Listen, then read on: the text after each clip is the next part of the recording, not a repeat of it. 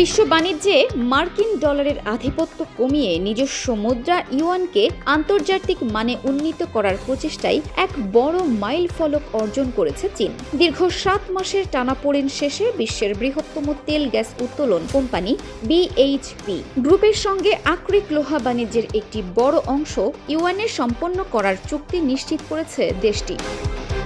Australia ভিত্তিক প্রতিষ্ঠান BHP থেকে চীনে আসা সব আকরিক লোহা এতদিন ডলারে মূল্যায়িত হলেও নতুন চুক্তিতে এর একটি অংশ ইউয়ানে বিক্রির সিদ্ধান্ত হয়েছে। মূলত চীনা সরকারের নতুন প্রতিষ্ঠান চায়না মিনারেল রিসোর্সেস গ্রুপ সিএমআরজি এই সাফল্যে মূল ভূমিকা পালন করেছে। বিএইচপি সরাসরি ইস্পাত কারখানাগুলোর সঙ্গে চুক্তি বজায় রাখতে অনড় থাকায় সিএমআরজি তাদের কিছু পণ্য নিষিদ্ধ করে চাপ সৃষ্টি করেছিল, যার ফলে এই অচলাবস্থার সৃষ্টি হয়।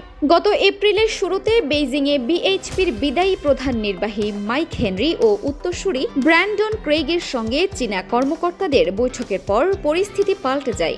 নতুন চুক্তিতে বিএইচপি চীনের নিজস্ব Beijing iron or port spot price index বা মূল্য নির্ধারণ পদ্ধতিকে স্বীকৃতি দিয়েছে।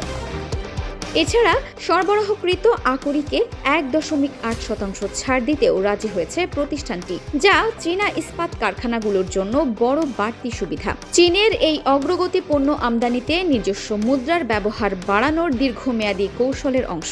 শুধু লোহা নয়, তেল বাণিজ্যেও ইউয়ানের ব্যবহার বাড়ছে এবং আন্তর্জাতিক ব্যাংকগুলোর মধ্যে চীনা মুদ্রায় ঋণ গ্রহণের প্রবণতা রেকর্ড উচ্চতায় পৌঁছেছে। ফিনান্সিয়াল টাইমসের প্রতিবেদন অনুযায়ী স্বল্প সুদের কারণে গোল্ডম্যান স্যাক্স সহ যুক্তরাষ্ট্রের বিভিন্ন ব্যাংক চীনের অফশোর ঋণ বাজারে আগ্রহী হয়ে উঠেছে। বিশ্লেষকদের মতে এই পরিবর্তন মূলত বিনিয়োগকারী ও কোম্পানিগুলোর পক্ষ থেকে যুক্তরাষ্ট্রের সঙ্গে ব্যবসায়িক অনিশ্চয়তা কমানোর একটি বড় প্রচেষ্টা।